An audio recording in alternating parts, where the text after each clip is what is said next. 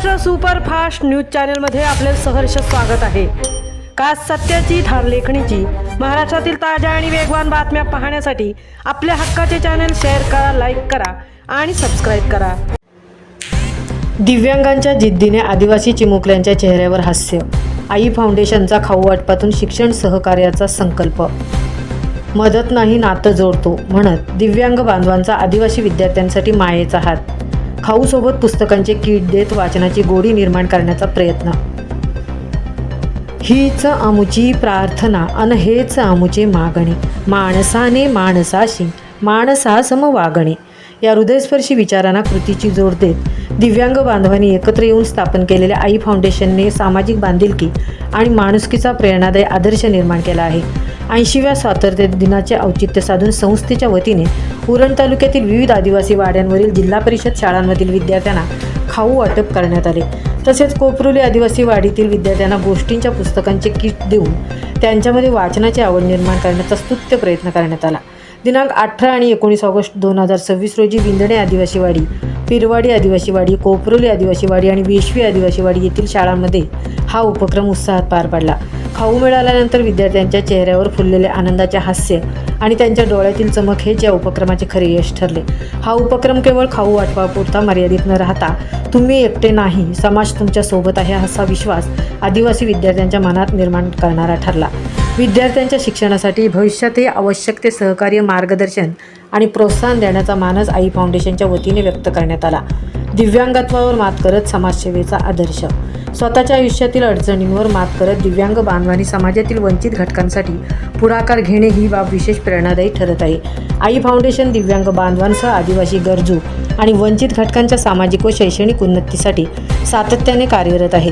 संस्थेच्या माध्यमातून यापूर्वीही पूरग्रस्तांना मदत, उरण परिसरातील गरजू दिव्यांगांना जीवनावश्यक वस्तूंचे वाटप, दिव्यांग बांधवांना मार्गदर्शन तसेच दिव्यांग रोजगार मेळावा अशा विविध समाजोपयोगी उपक्रमांचे आयोजन करण्यात आले आहे। यावेळी खाऊ वाटपासोबतच आदिवासी वाड्यांवरील विद्यार्थ्यांच्या शिक्षणासाठी भविष्यातही शक्य ते सहकार्य करण्याचा संकल्प संस्थेने व्यक्त केला। दिव्यांगत्व मर्यादा नाही, ती जिद्दीची ओळख।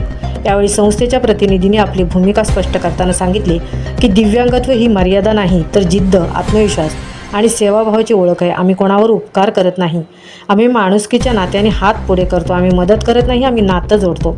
या भावनेतून आई फाउंडेशनच्या कार्यकर्त्यांनी विद्यार्थ्यांसोबत संवाद साधत त्यांना शिक्षणाचे महत्त्व पटवून दिले।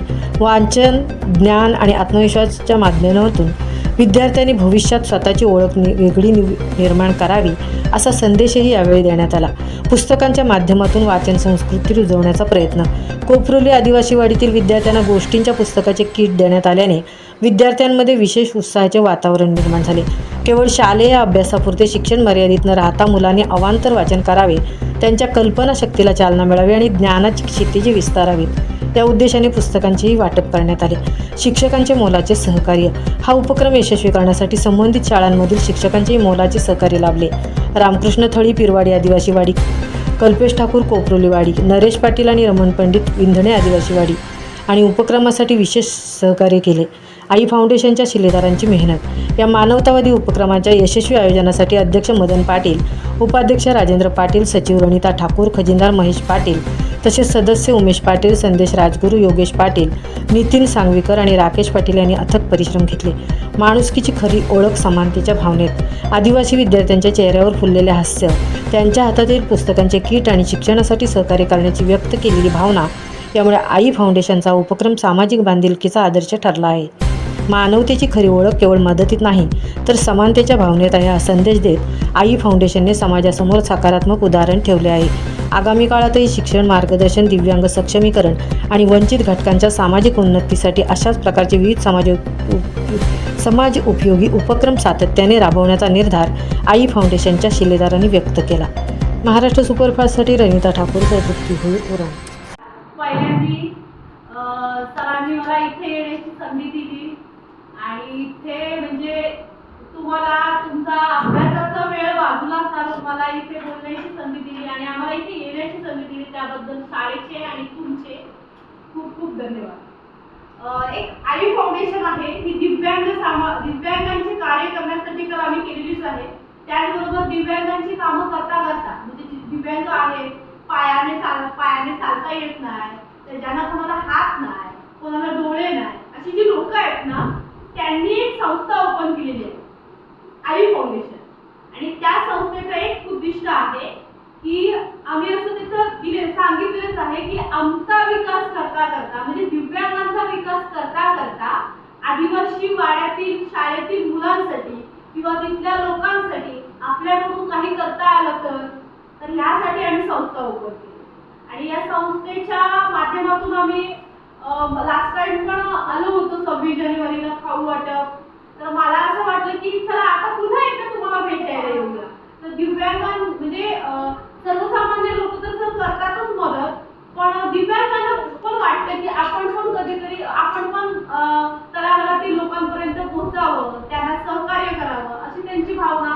तर त्यांच्या माध्यमातून जी आई फाउंडेशन आहे त्या आई फाउंडेशन कडून तुम्हाला हा छानसा खाऊ आणि तुम्हाला एक वाचनालय, चालतं फिरतं वाचनालय, जे तुम्ही इथून उचलून दुसऱ्या रूममध्ये नेऊन पण तुम्ही असं छानपैकी पुस्तकं वाचू शकता, तर हे उपलब्ध करून दिलेलं आहे. पण या गोष्टींचा वापर तुम्ही छान प्रकारे कराल, कारण आता तर बघितलेलंच आहे की तुम्ही खूप छान प्रकारे सरांनी दिलेलं ज्ञानाचा वसा घेतात, तसाच आपल्या पुस्तकांचा पण वापर करा आणि खूप मोठे व्हा, खूप हुशार व्हा.